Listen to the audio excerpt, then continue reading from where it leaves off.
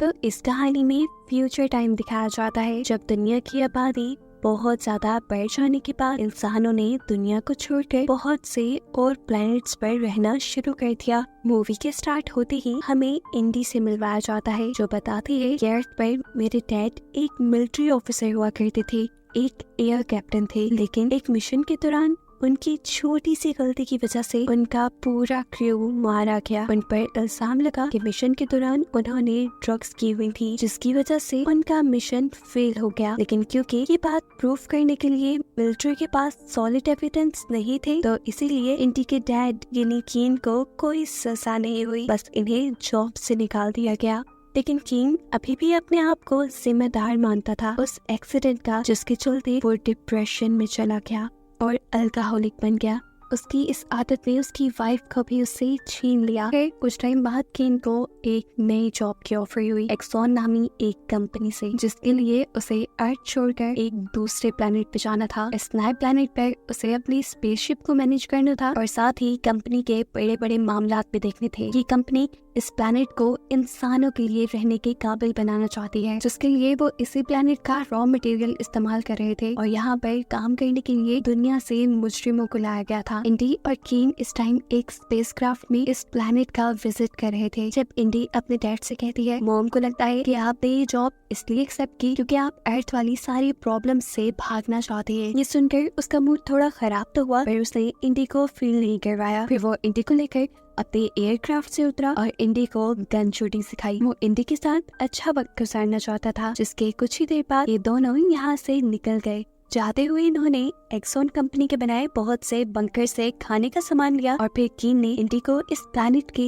एक day care centre में छोड़ दिया क्योंकि स्पेसशिप में उसे अपने साथ वो नहीं रख सकता था। वो उससे वादा करते हुए किया कि शाम में जब भी तुम मुझे कॉल करोगी मैं उठाऊंगा और वीकेंड तो मैं तुम्हारे साथ ही गुजारूंगा। जिसके बाद वो अपनी स्पेसशिप में आ जाता है। अब इसी अंधेरी रात में हमें बाहर प्लैनेट का एक सीन दिखाया जाता है जहाँ पर बड़े बड़े मॉन्स्टर्स वो रा रहे थे। दूसरी तरफ इसी प्लैनेट पर ही जेलर अपने हेडक्वार्टर को खबर देता है कि गलती से उनकी जेल में से अजीब सी क्रिएचर्स आजाद हो गई है और साथ में कैदी भी। असल में वो क्रिएचर्स कैदियों पर हमला कर रहे थे। ऐसे कैदी भी इन्फेक्टेड होकर उन जैसे ही बनते जा रहे थे और अफरा तफरी में ये सब आजाद हो गए। साफ मतलब था कि अब इन मॉन्स्टर्स की तादाद खतरनाक हद तक बढ़ जाएगी। अगली सुबह जब कीन अपनी स्पेसशिप में उठा तो उसे बहुत सारे मैसेजेस मिले जिसमें से उसकी बेटी के भी कई मैसेजेस थे जिन्हें कीन सुनने लग जाता है। इंडी बाहर आउटिंग पर जाने की परमिशन मांग रही थी। इससे पहले कि कीन अपना मैसेज रिकॉर्ड कर पाता कम्युनिकेशन सिस्टम ब्लॉक हो जाता है। इसी स्पेसशिप के एक दूसरे कंपार्टमेंट में हम कंपनी की ऑनर यानी कीन की बॉस लिनक्स से मिलते हैं जो एक कर्नल को अपने पास बुलाकर उनके प्लैनेट पर रात में होने वाले हादसे के बारे में बताती है जब जेल में से एक मॉन्स्टर ने आजाद होकर और भी कैदियों को इन्फेक्टेड कर दिया था। ये सुनकर कर्नल के भी होश उड़ गए। वो जानते थे कि इसका नतीजा क्या हो सकता है, इसीलिए वो ये बात प्लैनेट पर मौजूद सभी लोगों को बताने का मशवरा देते हैं लिनक्स को ताकि लोग अपनी हिफाजत कर सके। लेकिन लिनक्स तो उसकी बात मानने को तैयार ही नहीं थी क्योंकि ये सब उसी की गलती का नतीजा था। वो कहती है कि हमने अगर सच सबको बता दिया तो इलीगली इंसानों को मॉन्स्टर बनाने के जुर्म में हम पकड़े जाएंगे। अब वो कुछ सोचते हुए कंपनी के सभी सीनियर्स की मीटिंग रखते हैं जिसमें कीन भी था। सभी लोगों से अपना झूठ छुपाते हुए वो कहती है कि प्लैनेट पर जल्द ही हमें इमरजेंसी लगानी होगी क्योंकि बहुत से कैदी रात में जेल से भाग चुके हैं जो किसी अजीब से वायरस का शिकार थे। ऐसे में वो खुद भी मॉन्स्टर बन रही है और दूसरे लोगों को भी इन्फेक्टेड करके अपने जैसा बना रही है। सभी लोगों की जानें खतरे में थी, इसीलिए अब उसने फैसला किया था कि अगर सूरत हाल 23 घंटे के अंदर अंदर कंट्रोल में नहीं आती तो वो फौरन एक बड़े ब्लास्ट के जरिए इस प्लैनेट को तबाह कर देंगे। ये सुनकर यहाँ खड़े हुए सभी लोग पैनिक हो गए, लेकिन उसने सबसे कहा आप लोगों को टेंशन लेने की जरूरत नहीं, आप लोगों को वक्त पर रेस्क्यू कर लिया जाएगा। परेशान किंग सबसे पहले अपने कैबिन में जाता है ताकि वो अपनी बेटी से कांटेक्ट कर पाए, लेकिन सिग्नल्स अभी भी डाउन थे। इतने में ही उसके रूम में कर्नल आते हैं जो काफी घबराए हुए लग रहे थे। कीन ने पहले उन्हें काम डाउन किया और फिर पूछा क्या बात है। तब कर्नल ने बताया कि लिनक्स हम सबको धोखा दे रही है। रात जो कैदी जेल से भागे हैं वो लोग किसी भी वायरस से इन्फेक्टेड नहीं है। सच तो ये है कि लिनक्स खुद मॉन्स्टर क्रिएचर बनाने के लिए एक्सपेरिमेंट्स कर रही थी, जो अब तैयार भी हो गए, लेकिन वो उसके कंट्रोल में नहीं आ सके और ऐसे सबकी जानें खतरे में आ गई। और अब ये सभी मॉन्स्टर प्लैनेट के कैपिटल की तरफ जा रहे थे, जहाँ पर लोग पहले से रहने लगे थे। वहाँ पे बहुत सारे लोग थे, सबकी जानें शदीद खतरे में थी। इससे भी ज्यादा डरा देने वाली बात ये थी कि ये मॉन्स्टर जिस इंसान को भी इन्फेक्टेड करते वो खुद भी मॉन्स्टर बन जाता। इसीलिए लिनक्स ने बॉम्ब से इस पूरे प्लैनेट को उड़ाने का प्लान कर लिया है। कर्नल यहाँ सिर्फ केन को यही बताने आया था कि तुम्हारी बेटी भी कैपिटल में है, अभी वक्त है तुम उस शहर को बर्बाद होने से पहले अपनी बेटी को बचा लो। केन कर्नल की बात मानते हुए बिना वक्त जाया किए कंपनी का ही एयरक्राफ्ट चुराता है और अपनी बेटी को बचाने के लिए निकल जाता है। उसे पकड़ने के लिए लिनक्स यानी उसकी बॉस से और भी बहुत से लोगों को उसके पीछे भेजा, जिन्होंने उसके एयरक्राफ्ट पे हमले भी किए, लेकिन किसी तरह कीन वहाँ से निकलने में कामयाब हो गया। पर बदकिस्मती से उसका एयरक्राफ्ट अब डैमेज हो गया था। थोड़ी दूर जाने पे वो क्रैश हो जाता है और कीन जा गिरता है पानी में। वो जैसे ही पानी से बाहर निकला तो किसी ने उसके सर के ऊपर हमला करते हुए उसे बेहोश कर दिया। जब उसे होश आया तो उसने देखा कि साई नामी आदमी ने उसे गन पॉइंट पे लिया हुआ है। वो उससे पूछता है तुम कौन हो? कीन बताता है कि मैं इन्फेक्टेड हुए लोगों को ढूंढना चाहता हूँ, ये नहीं उन कैदियों को जो जेल से भाग आए थे। जवाब में साई कहता है मैं भी एक कैदी ही हूँ और जो लोग इन्फेक्टेड थे उन्हें क्रिएचर्स ने खुद ही मार डाला है। इसके बाद कीन इस लड़की को बताता है कि शहर के अंदर एक न्यूक्लियर रिएक्टर लगा दिया गया है, जिसकी वजह से 30 घंटे बाद ये शहर तबाह हो जाएगा। वो साई से कहता है प्लीज तुम मेरी मदद करो ताकि मैं कैपिटल तक पहुँच अपनी बेटी को बचा पाऊँ। पहले तो साई इनकार कर देता है, लेकिन जब उसे ये मालूम हुआ कि केन के पास मिलिट्री बंकर्स की एक्सेस है तो वो उसकी मदद करने को मान चुका था, क्योंकि मिलिट्री बंकर्स के अंदर से इन्हें खाना और जरूरत का सारा सामान मिल जाता। सीन्स अब यहीं से पास्ट पे शिफ्ट होते हैं और हमें दिखाया जाता है कि कैसे साई और उसके बाकी सारे साथी जेल से निकलने में कामयाब हुए। असल में ये पूरा का पूरा प्लान साई का ही था। उनके साथ जेल में बहुत ज्यादा होती थी, उनसे बहुत काम करवाया जाता था और बदले में खाना भी कम दिया जाता था। साई ने अपने साथियों से कहा कि हम इस जहन्नुम की जिंदगी से निकल सकते हैं, बस एक छोटा सा प्लान। उसी प्लान के तहत ये लोग आपस में लड़े, जिसकी वजह से सोल्जर्स ने भी अलग-अलग बंद कर दिया। असल में इन छोटे सेल्स के अंदर एक ऐसा सेल भी था जिसके अंदर इमरजेंसी ट्रिगर सिस्टम था।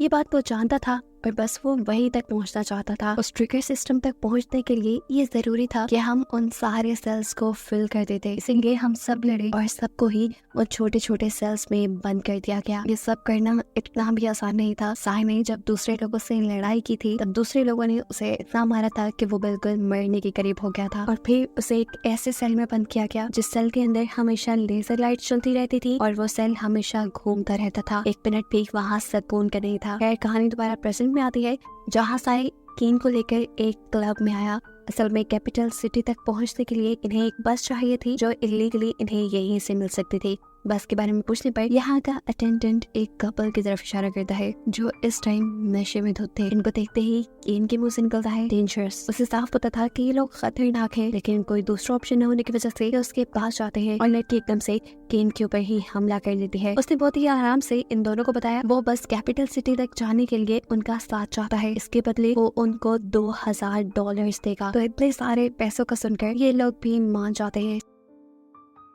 सीन्स अब यहाँ से दोबारा पास्ट में शिफ्ट होते हैं और कहानी वहीं से कंटिन्यू होती है जब साई को उसकी लड़ाई के चलते एक अजीब से रोटेटरी सेल में बंद कर दिया गया था। इसी टाइम उसके दूसरे साथी को बंद किया गया था एक ऐसे सेल में जो एक खाली रूम में बना था। इस रूम के अंदर एक अजीब सी क्रिएचर भी थी। ये आदमी इस क्रिएचर को देखकर घबरा जाता है। इससे पहले कि वो अपने आप को बचाने के लिए कुछ करता, ये क्रिएचर उसके ऊपर हमला करती है और उसे भी इन्फेक्टेड करके अपने जैसा ही मॉन्स्टर बना देती है।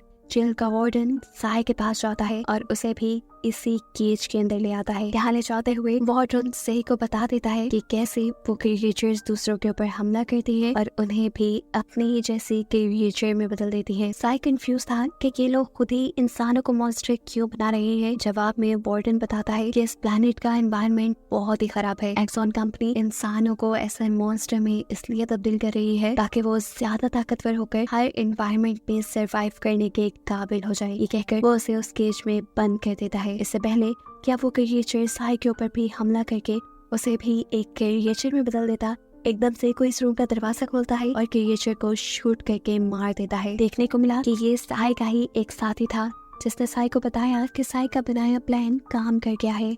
उन सारे छोटे छोटे सेल्स के अंदर उन्हें इमरजेंसी ट्रिगर मिल ही गया, जिसकी वजह से सारे सेल्स खुल गए और अब ये सब लोग आजाद थे। इससे पहले कि अब ये सब लोग जेल से निकल जाते, यहाँ पर इन्हीं का एक साथी आकर इन्हें बुरी खबर देता है। वो ये थी कि इन्होंने इंसानों को खोलने के साथ साथ गलती से एक मॉन्स्टर को भी आजाद करवा दिया था। ये चीज बाकी सब लोग भी जान गए थे, इसीलिए सब लोग यहाँ से भागने की कोशिश करते हैं और वो क्रिएचर उन सब के पीछे लग जाता है, जिनमें से काफी को तो उसने मार दिया था, लेकिन साई के साथ उसके 3 साथी बचने में कामयाब हो गए। ये लोग जेल से काफी दूर निकल आए थे। ये लोग कैपिटल जाने का फैसला करते हैं, लेकिन सही कहता है नहीं, तुमने जाना है तो जाओ, लेकिन मैं ओपरा जाऊंगा। ये सुनकर वो दोनों कंफ्यूज हो गए, लेकिन सही की अपनी ही जिद थी, इसलिए उन दोनों ने सही को छोड़ा और खुद चले गए। सीन्स दोबारा से प्रेजेंट में शिफ्ट होते हैं और हमें दिखाया जाता है कि सही और कीन को लेकर वो कपल एक अजीब सी शॉप में गए थे, जहाँ से कीन बहुत सारे वेपन्स खरीदता है,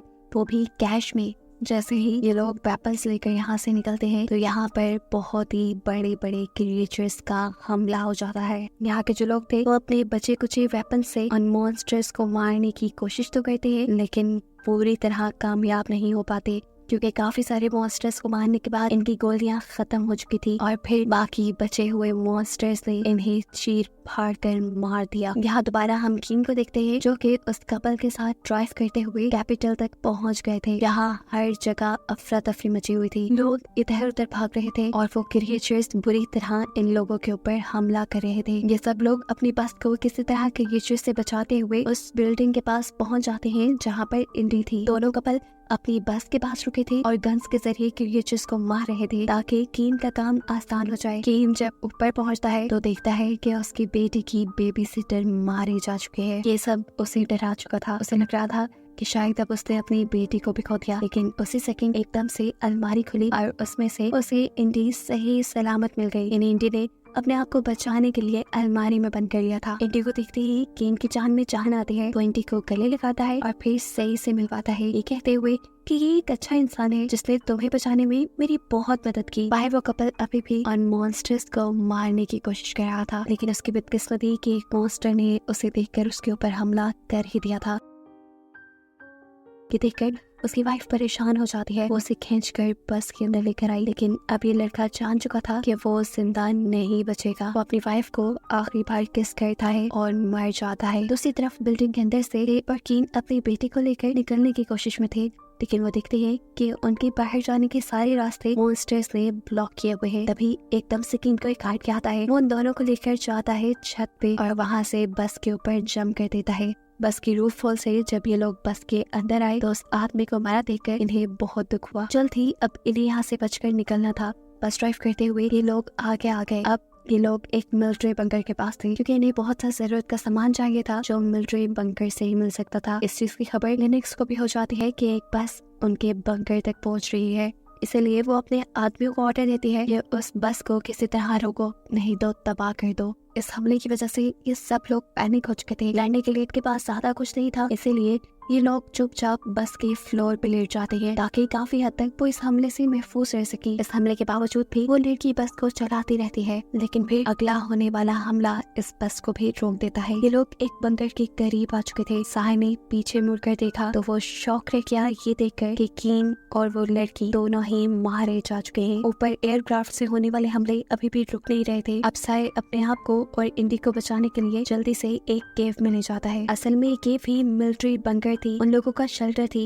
इसका कोड इंडी को इस वजह से पता था क्योंकि वो पहले भी अपने डैड के साथ यहाँ आ चुकी थी। ये लोग कोड लगाते हैं और यहाँ का दरवाजा खुल जाता है। ये दोनों बिना वक्त जाए के इसके अंदर जाने ही वाले थे, लेकिन इनकी बदकिस्मती कि इनके पीछे एक मॉन्स्टर पड़ गया जिसने साय के ऊपर हमला भी कर दिया। साय जानता था कि अब वो इन्फेक्टेड हो जाएगा, लेकिन फिर भी उसने इंडी को बचाने के लिए इस मॉन्स्टर को अपने से दूर किया और खुद इंडी को लेकर सेफली इस रूम तक आ गया। वो इंडी से कहता है तुम सेफ हो, लेकिन मैं अब जल्दी एक मॉन्स्टर बन जाऊंगा, तुम यहाँ से दूर चली जाओ, देखो तुम्हारे आगे पूरी जिंदगी है। लेकिन इंडी अब सही को छोड़ के नहीं जाती। वो रोते हुए उससे बात करने लगती है, लेकिन इसी दौरान उसकी बॉडी भी म्यूटेट होना शुरू हो गई। कहानी एकदम से दोबारा फ्लैशबैक में जाती है और हमें 2 साल पहले का वक्त दिखाया जाता है जब साय अर्थ पे एक डॉक्टर था। उस दिन हॉस्पिटल में एक इमरजेंसी केस आया। एक प्रेग्नेंट लेडी का एक्सीडेंट हुआ था डॉक्टर्स उसकी बेटी को तो नहीं बचा पाए, लेकिन उसे बचाने की कोशिश की जा रही थी। उसे बचाने के लिए इमरजेंसी में ही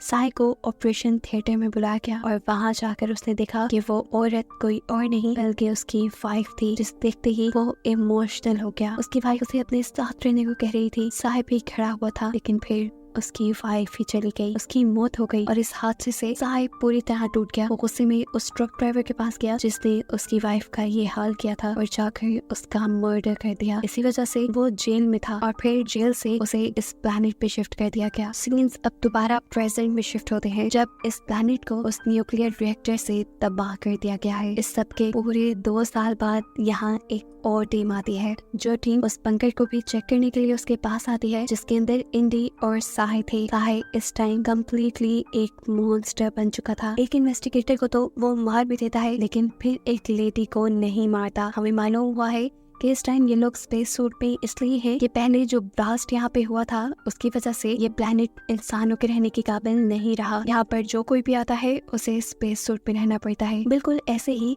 जैसे इंडी भी इस मॉन्स्टर साई के पास आई, उसने भी स्पेस सूट पहना हुआ था। उसने साई के पास खड़ी हुई डरी हुई लड़की से पूछा, यहाँ क्यों आई हो? वो लड़की डरते हुए बताती है, हम इन्वेस्टिगेटर हैं, हम सिर्फ ये देखने आए थे कि यहाँ कोई इंसान तो नहीं। असल में वो स्पेसशिप जिसका कैप्टन बनकर कीन यहाँ आया था, वो स्पेसशिप वापस अर्थ पे ले जाई जा रही थी। ये सुनते ही इंडी के दिल में एक होप जागती है। वो इस औरत को धमकाती है, अगर तुम जिंदा रहना चाहती हो तो फिर हमें उस स्पेसशिप तक लेकर जाओ और तुम ये बात किसी को नहीं बताओगे कि एक मॉन्स्टर भी उस स्पेसशिप के अंदर छुपा हुआ है। असल में वो साई को भी अपने साथ लेकर जाना चाहती थी, क्योंकि साई बाकी मॉन्स्टर जैसा नहीं था। वो किसी के ऊपर हमला नहीं करता था। ना चाहते हुए भी इस औरत को उसकी बात माननी पड़ती है। और कहानी के आखिरी सीन में हमें इंडी और मॉन्स्टर बने साई को एक साथ दिखाया जाता है, जो वापस अपने प्लेनेट, अपने घर जाने की एक्साइटमेंट में बहुत खुश थे। दोनों ने एक दूसरे का हाथ पकड़ा हुआ था, जिसको दिखाते हुए ही ये कहानी यहाँ खत्म हो जाती है।